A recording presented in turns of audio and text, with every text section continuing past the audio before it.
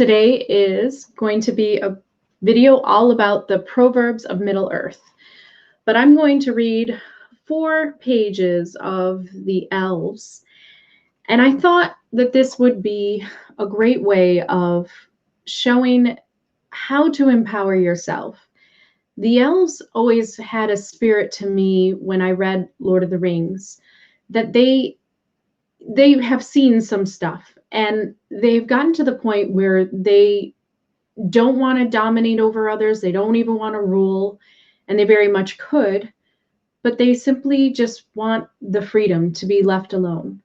And they want to help to empower those that are around them to do the same, to be sovereign within themselves. And that's something that I hope that the Elven spiritual path will do for others, is to create a community of very independent souls that are sovereign within them own selves and that can harness that elven type of power in which you don't want to control others and you simply are very independent yourself and you don't want to be controlled either. So it's this nice balance where you're just very secure with who you are and you're not looking to dominate over others, and you also understand your own strength inside. So I think that it's a really great way of getting out of the victimhood mentality that a lot of people have gone through, and I have gone through myself. And when you really embrace that elven spirit within you, you immediately embrace more of a stronger nature inside you that you've always had all along. So the Elven proverbs are basically sayings of wisdom that David Rowe, who wrote this book, he picked out. And of course, this book has all the different characters of Lord of the Rings, but I'm going to focus just on the elves. I contacted David on Twitter, and he sent me a signed copy, and he autographed it for me, and it says, "Seen as both good and perilous." So I thought that was really neat of him to do. This book is available on Amazon, so you can actually have it yourself, and I do recommend it. I think it's a really great book to have. And I am going to read just 4 pages of the elf part, and then I'm going to read you the proverbs that you could just kind of listen in and take in and try to gain your own understanding about the different wisdom sayings that the elves said, and for what reason. Why did J.R.R. Tolkien actually write these words for the elves? What were the elves trying to represent? What were they trying to say? That's kind of the thought that I just want you to think while I'm reading this. Okay, so this is called Wider and Deeper. Alone of the peoples of Middle Earth, the Eldar have knowledge, and in many cases, practical experience of the Valar and the Undying Lands, and as a result, carried into the Third Age a wider, deeper understanding of reality than any mortal. Unambitious, embalming, and action adverse they may have become, but like their great forebears, these fading elves still seek to teach those who would learn. It is in the context of this tutoring that the elvish use of proverbs comes to the fore.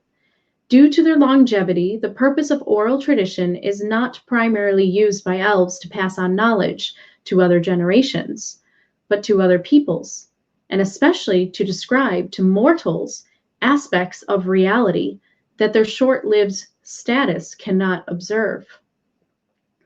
Examples abound. When Celeborn tells the Fellowship that maybe the paths that you each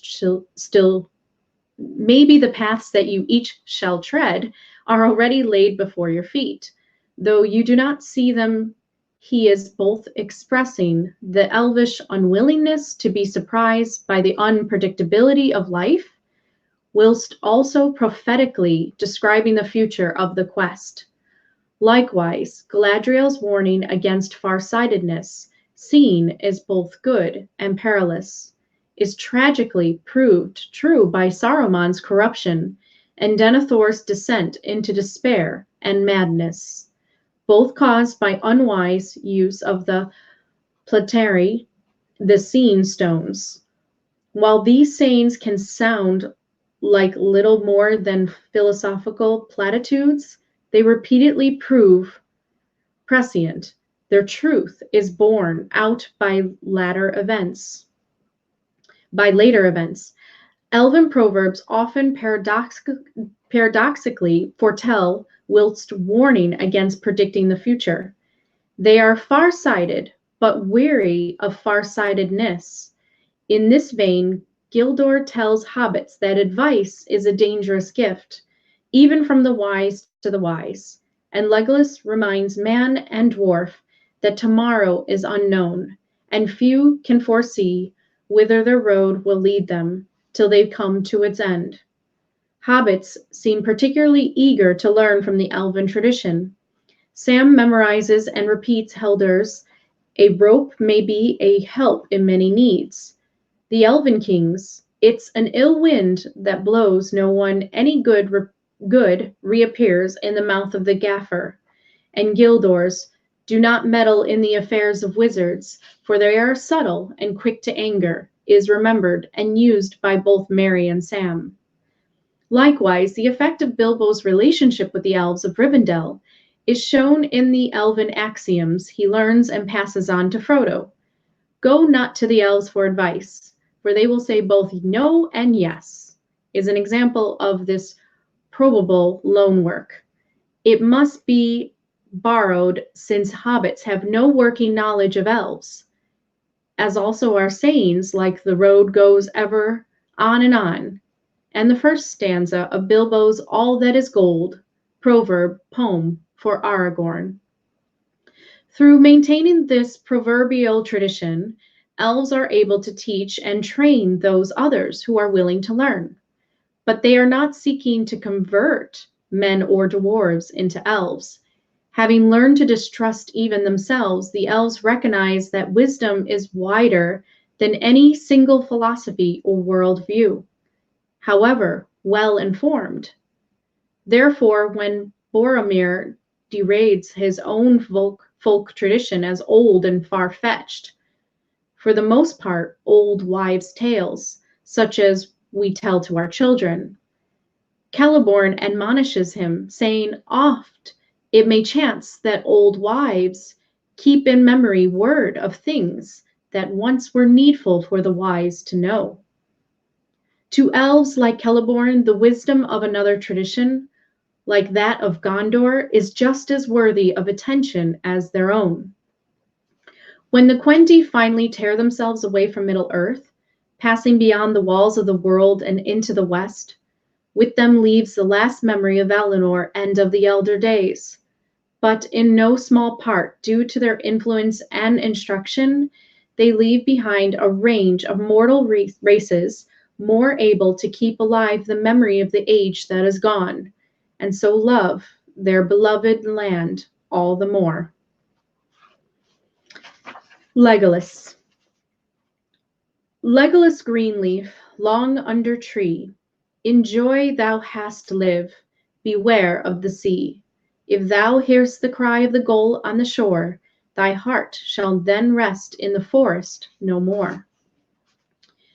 In the first age, the greatest and most enduring of the elven kingdoms in Beleriand was that of Doriath, a hidden woodland realm ruled from an underground stronghold excavated beside a forest river.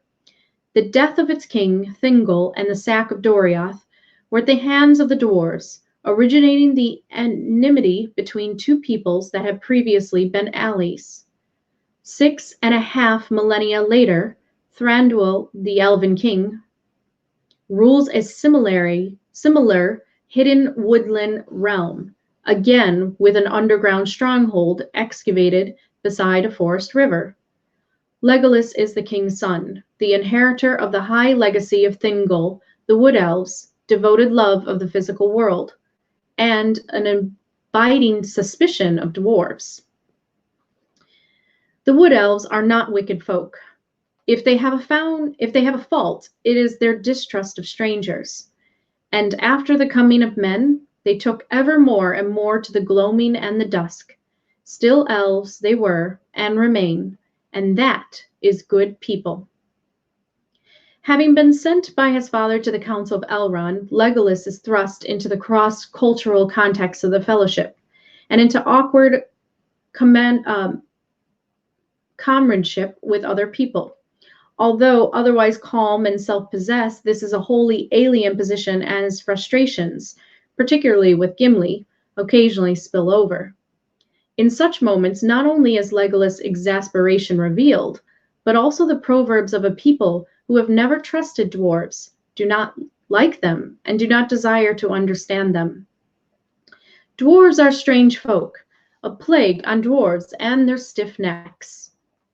The contrast between the elegant, graceful woodland elf and his gruff, hyper-masculine, stone-hewing companion is stark, with distrust and wariness on both sides.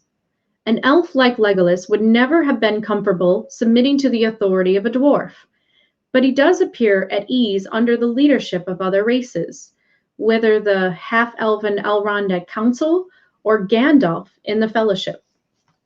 Since he so rarely seeks to impose or even raise his own perspective, he has to be asked directly for an opinion on whether to risk entering Moria. For example, it is easy to forget that Legolas is a royal prince. He is accustomed to leadership and to being obeyed. When Legolas submits to the authority of others, it should therefore not be mistaken for passivity, but as wise deference to those more able than he. The reverse is also true. When he is the most appropriate person to provide leadership, Legolas is not backwards in coming forwards. On entering Lothlórien, for example, which to the Elves of Mirkwood is a sister kingdom, he immediately takes the lead, guiding the Fellowship over Nimrodel while telling its story in word and song, and negotiating with those of the Galadriel whom they encounter. In this, Legolas proves himself as a trustworthy leader to the extent that when he proposes that they enter Fangorn on the trail of Merry and Pippin, Gimli is willing to say one of the humblest things a dwarf ever can say to a non-dwarf: "Where you go, I will go." But when not required in a leadership role, Legolas appears loath to offer his opinions, remaining silent or proffering an occasional proverb. "Let a plowman plow, but choose an otter for swimming," he says, on snowbound Cadrias, "and let us first do what we do." When debating how to respond to the death of Boromir, these are pragmatic sayings and display no particular philosophical perspective, only the Wood Elves' basic understanding of practical necessity, but a coherent philosophical worldview does underlie them. The mirth and melancholy of Mirkwood. Unlike the hidden inhabitants of Lothlórien, the elves of the woodland realm are not isolationists. They enjoy trade relationships with Lake Town and Dorwinion, willingly form a military pact with Bard the Bowman, and hold such figures as Gandalf, Radagast, and Aragorn in honor. That the Elves of Mirkwood had developed a vocabulary of proverbs may in part be due to this cross-cultural relationships and the consequent need to communicate their nature and worldview to outsiders. Sam's confusion over the length of the Fellowship's stay in Lothlórien provides a context for these sayings to be used, as Legolas explains the elvish perspective on time with a string of proverbs. "Time does not tarry ever," he says, "but change and growth is not in all things and places alike. To the unaging elves, the passing seasons are but ripples ever repeated in the long, long stream. And yet their immortality is only limited to the span of the world itself.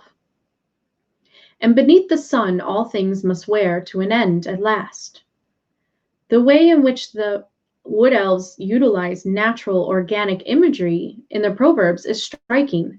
Simple concepts of growth, streams, boats, and water are employed to explain perspectives that are otherwise mysterious to mortals. While drifting down Anduin, Legolas compares the flow of time to the movement of a great river against which no one can ultimately fight. and the consequent heartbeat of letting go of that which is past. Such is the way of it to find and to lose, as it seems to those whose boat is on the running stream. There is an underlying sadness in many of these sayings, reflecting the melancholic disposition of all later Elvish civilizations. While there are exceptions, galleons, there is nothing in the feeling of weight, and an idle tosspot's arms comes out of the wood elves' proclivity for feasting. The tone is generally one of pessimism. The elves are committed to loving and preserving Middle Earth, but they are doomed to lose that which they love. Whatever choices they make, the fading process of decline will continue. It is for this reason that deep in the hearts of all elves lies the sea longing, which it is perilous to stir. Escape or return to the west, making way for the age of man, lies inexorably ahead. The sense of impending loss is palpable. Nevertheless, Legolas has a wisdom tradition that also recognizes the foolishness of presuming too much about the future. Tomorrow is unknown, he warns. Few can foresee whither their road will lead them, till they come to its end. As a result, he is never in despair. At times, he resembles an elven Phileas Fogg, stoically unwilling to waste emotional energy, whether angry or anguish on things that are outside his control. Instead, he responds with hope. Oft hope is born when all is forlorn, he reminds Gimli, and ready oft is found at the rising of the sun. Elves like Legolas do not base ethical choices on the impact those choices will have. They are not consequentialists, and in all his proverbs, Legolas exhibits this deep-seated determination not to be browbeaten by what-ifs and maybes, but to act with hope and nobility, however dark the future may appear. This is encapsulated when he and Gimli recount their journey with Aragorn. Having braved the paths of the dead, galloped through southern Gondor to Peligir, and raced up the river in the nick of time to turn the tide of battle outside Minas Tirith, they still know that if Frodo should fail, all their efforts would be in vain. Was all their effort therefore a waste? Legolas says no, on the basis that results neither define nor denigrate virtue. Follow what may, great deeds are not lessened in worth, said Legolas. Great deed was the riding of the paths of the dead, and great it shall remain, though none be left in Gondor to sing of it in the days that are to come. And the Galadriel. Whether they've made the land or the land's made them, it's hard to say. If there's any magic about, it's right down deep, where I can't lay my hands on it, in a manner of speaking. That's Tolkien talking about the elves. The elves of the Lothlórien are both similar to and distinct from their kindred to the woodland realm.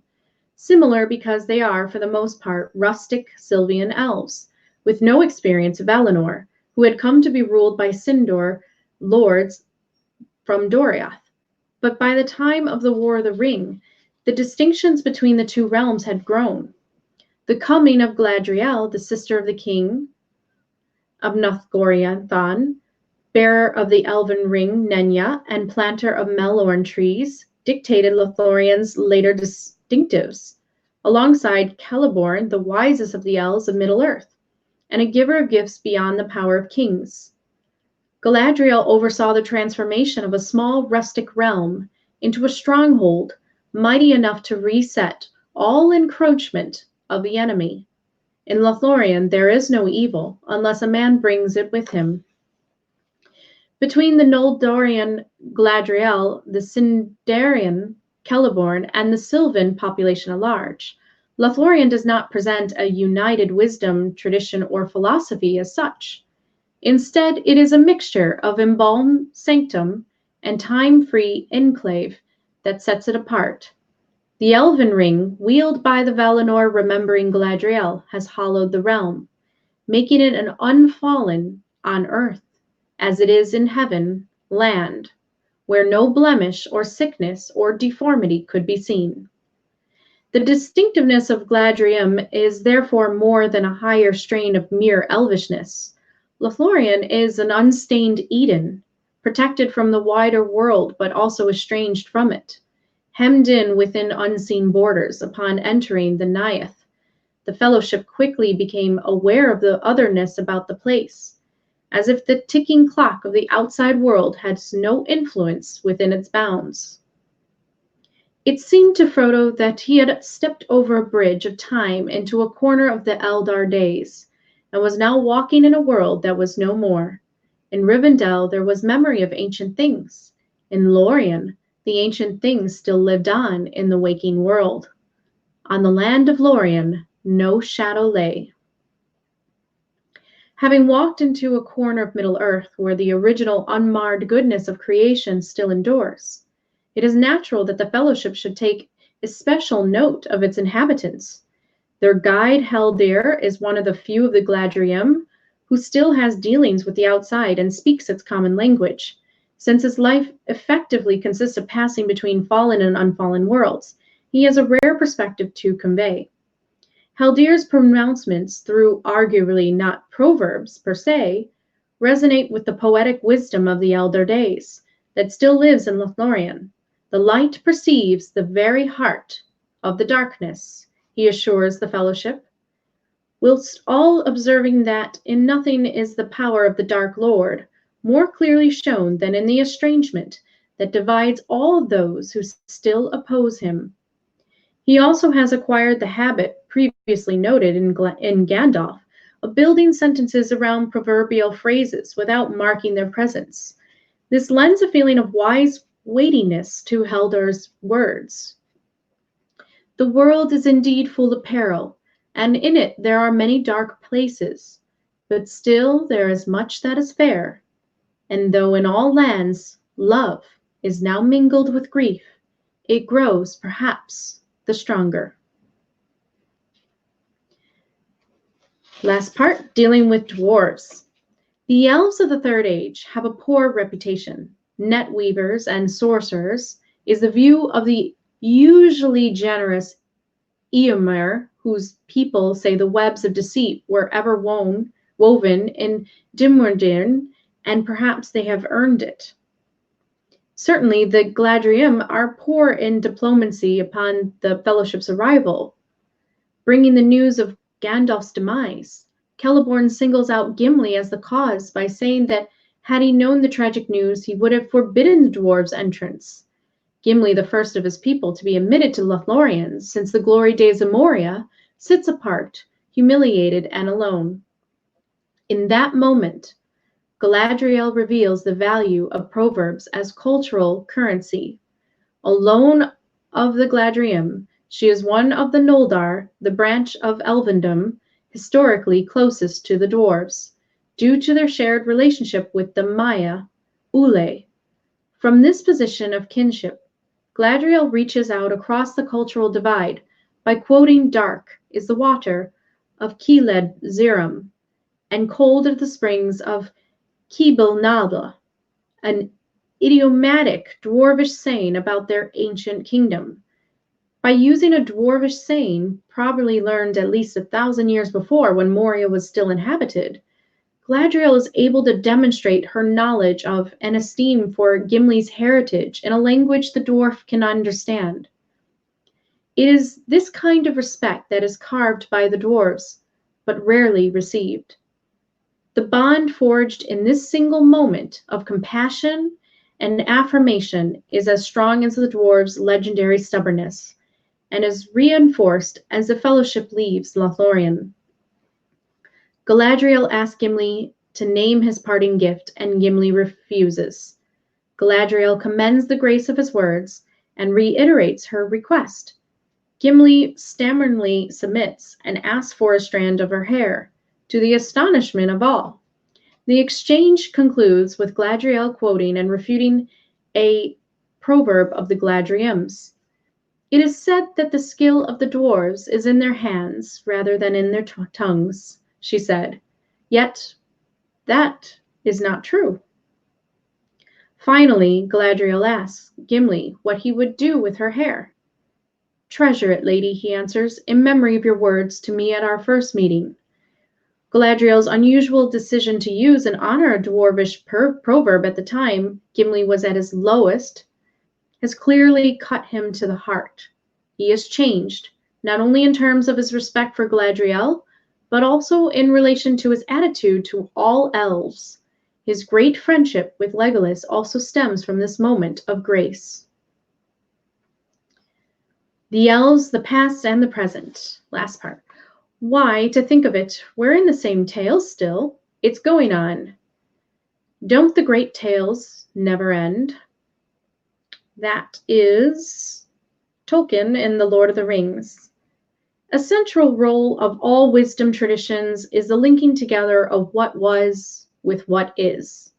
In the same way as they live through the great arc of history and pass on its lessons, the elves represent a continuity between the ancient and the modern world, which, as Shippery suggests, Tolkien valued very highly.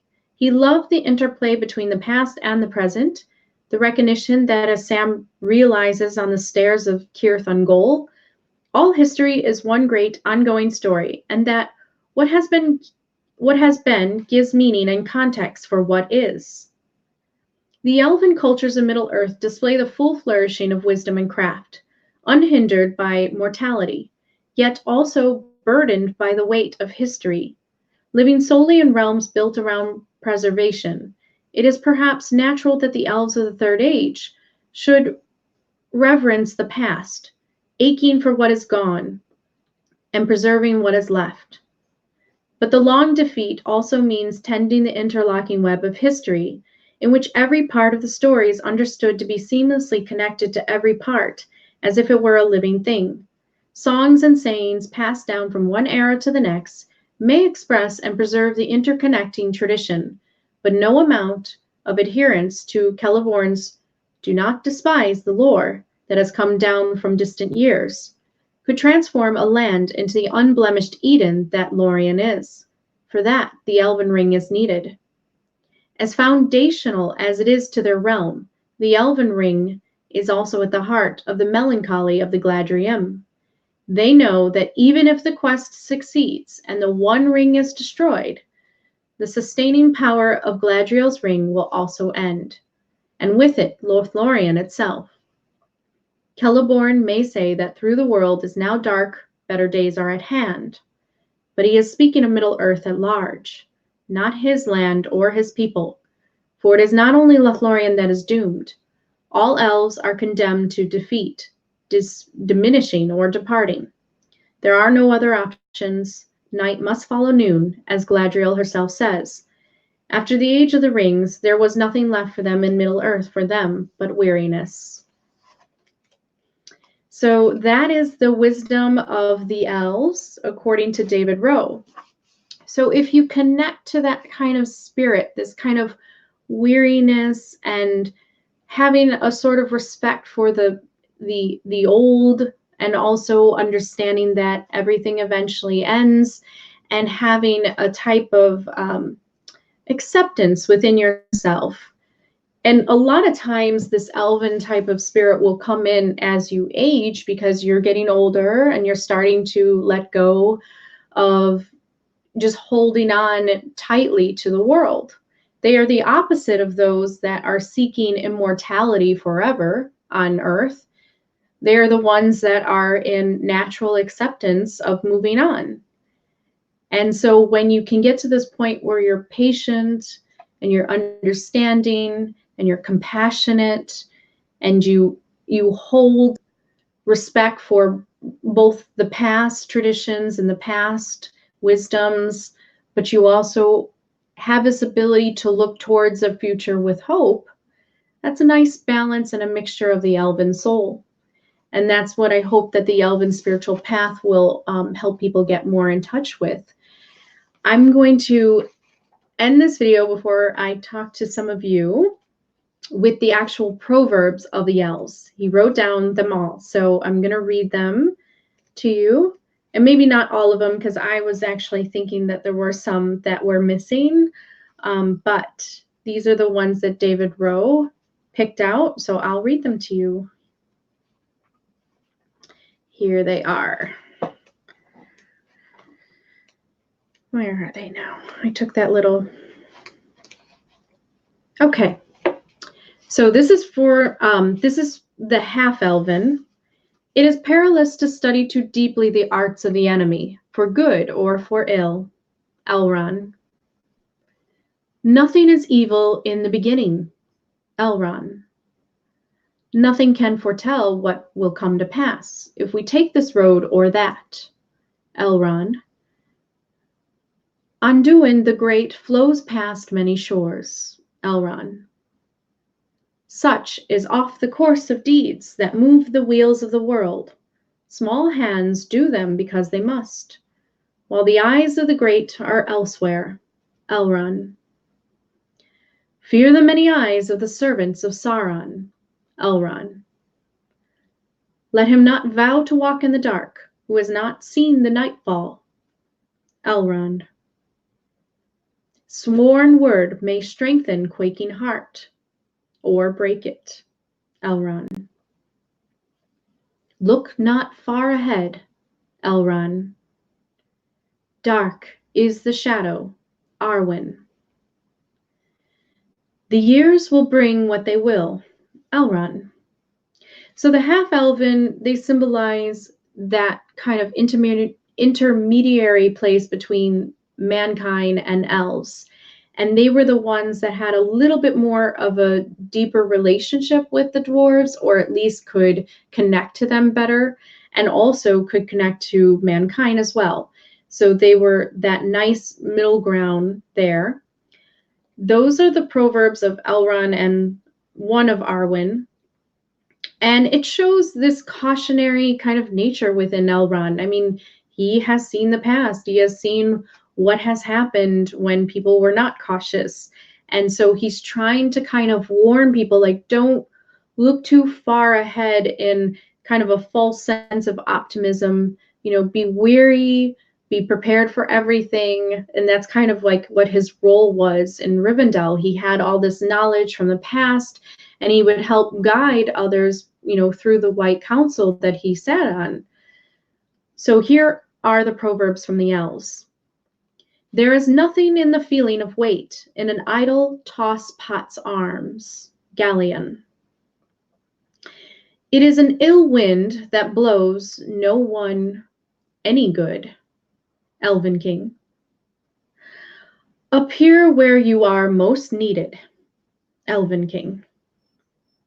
The wide world is all about you. You can fence yourselves in, but you cannot forever fence it out. Gildor.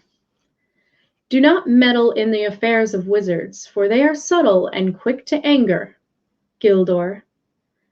Seldom give unguarded advice. Gildor. Advice is a dangerous gift, even from the wise to the wise, and all courses may run ill. Gildor. Courage is found in unlikely places. Gildor. To sheep, other sheep, no doubt, appear different. Linder. The spies of the enemy are many. Legolas.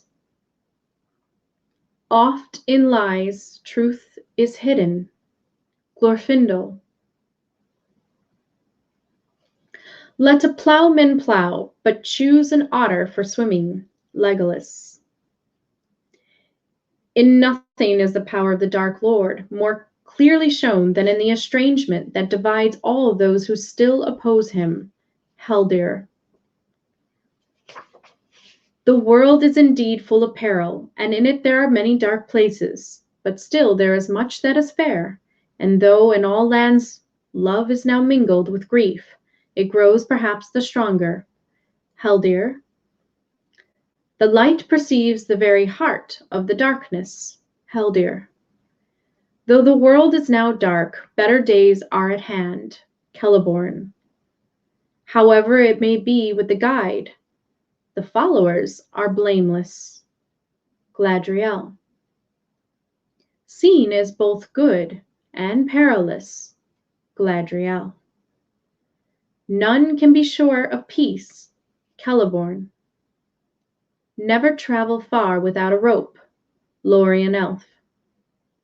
Maybe the paths that you each shall tread are already laid before your feet, though you do not see them. Celeborn. Do not despise the lore that has come down from distant years. Celeborn. Oft it may chance that old wives keep in memory word of things that once were needful for the wise to know. Celeborn. Night must follow noon. Galadriel. The skill of the dwarves is in their hands rather than in their tongues. Galadriel. Such is the way of it, to find and to lose, as it seems to those whose boat is on the running stream. Legolas. Time does not tarry ever, but change and growth is not in all things and places alike. Legolas. The passing seasons are but ripples ever repeated in the long, long stream. Legolas. Let us first do what we must do. Legolas. Tomorrow is unknown. Legolas. Ready oft is found at the rising of the sun. Legolas. Few can foresee whither their road will lead them till they come to its end. Legolas. A rope may be a help in many needs. Helder. Do not spoil the wonder with haste. Legolas. Deep in the hearts of all elves lies the sea longing, which it is perilous to stir. Legolas. Seldom do men fail of their seed, and that will lie in the dust and rot to spring up again in times and places unlooked for. Legolas. Oft hope is born when all is forlorn. Legolas. Follow what may, great deeds are not lessened in worth. Legolas. And Galadriel, use well the days. So those are the Proverbs of the Elves of Middle Earth. So you probably are starting to understand the type of energy of the elves. And if you're somebody that's constantly looking for adventure and unpredictability, then the elven energy may not seem as exciting to you. But those who are looking for a sense of stability and groundedness, then the elven energy will call to you. If you're looking for that in life, I think that getting in touch with the elven energy within yourself, or if you have an elven soul, and allowing yourself to express that, it's okay to be grounded. It's okay to be cautious in nature. It's okay to respect and revere old traditions and old wisdoms and know how to synthesize it into modern times. It's okay. It's okay to be this way. And though maybe some people may find you boring or just not as with it with society, you represent with this elven soul, you represent a bridgeway between the past and the new, and a certain type of compassion and understanding for those that are walking along their own pathways. And I think that that's what getting in touch with your elven soul can do. It can relax you, it can ground you, it can make you more self-assured in your own place without trying to control or dominate over others. And I hope that the elven spiritual path brings that more and more in when we get more into, the philosophies and the life codes and the ethics. And that's really what I wanted to do with this video, was to show that. I definitely recommend this book. It's a great book to have, and just to be able to remind yourself.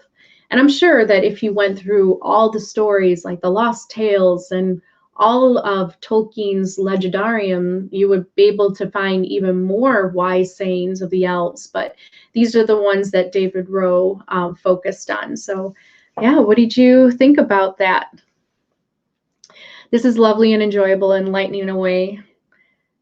Good, Claire. I'm glad. And like I said, it's not going to speak to everyone, but I think that it will speak to those that are in touch with this part of their nature that is both old and ancient. It's like the old souls that are represented on Earth and that are ready to move on, but also pass down their wisdom and their experiences to others so that they can help them. And when an elf sees like mankind or the hobbits kind of going through their suffering, they kind of allow them to until they are asked, until they are sought for. And so I think that that's kind of like how the elven soul is like, we understand that everybody has to go on their journeys, everybody has to make their own decisions. This is not about trying to control others or trying to tell people what to do, but it's coming from a place of love. It's coming from a place of compassion and wanting to help others that, maybe going through something that we have already gone through. And don't let others, I guess, judge you in this respect. Like if you are an elven soul, you may be seen as like, oh, goody two shoes, or you're a straight lace, or you're too square, or you're this. But I really think that there's a certain type of groundedness that society is missing. And I was just talking with the other co-founders. There's a certain type of emotional roller coaster, I think, that humans get in. They get inside the roller coaster and they go up and down in their emotions, and they go through all of their dramatic things in their life, and they're up and down all the time. When you harness the elven spirit, the elven wisdom, the elven soul within yourself, you will no longer be taken on this roller coaster that you are not in control of. You will be in the driver's seat, and you can determine how fast you go, how up and down and around you go. You can actually live a life. It is okay. I give you the permission today to live a life of gentle coasting along and enjoying life that way. You do not have to seek up and down. And if you're somebody that is looking to slow down and to ground yourself, then you have the permission today to do so. And I give myself permission today to do that. And through the elven spiritual path, this is what I hope that we can start to allow humanity to ground themselves more. Ground themselves in the way of being connected to nature, connected to earth, but at the same time understanding their immortal spirit too, and having a nice centered balance where you're not trying to escape this world. You're simply coasting along and enjoying your life and designing it and creating it as you go along, and not experiencing the up and down spikes.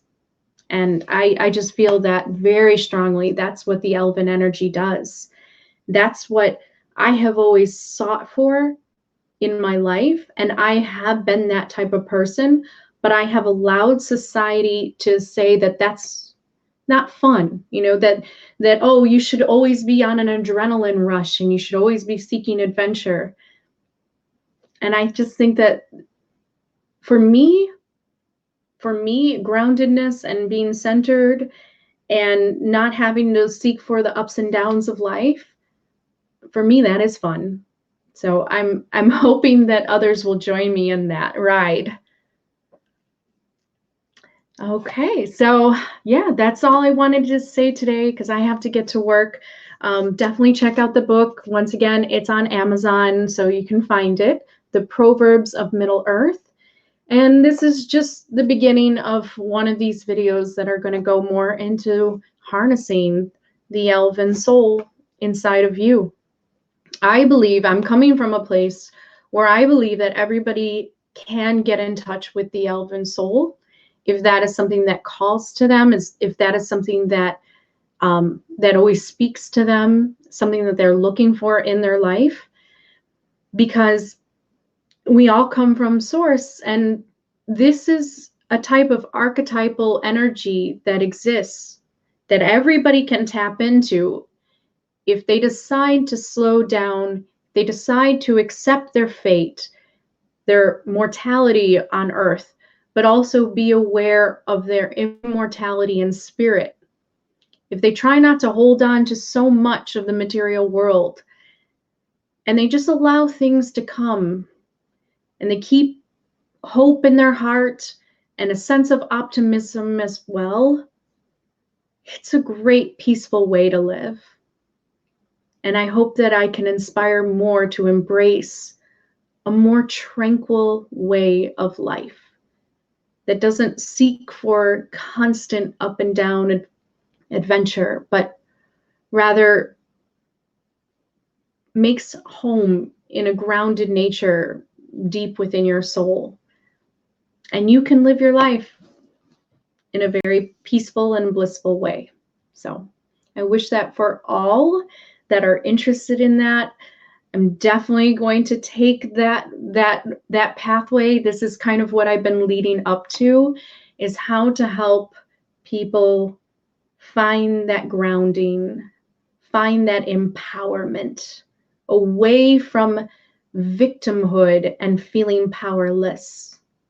How do you find your true power that does not seek to dominate or control? A true power that allows you to just sit back and flow with the river of life. In a proverb of what the elves would say, I will end that today. So, Hananle for joining, Namarie, which is farewell in Elvish with joy. It means farewell with joy. And I will see you all on the next video. I'm not sure what's coming next, but I will let spirit move me and guide me into my next video. Take care.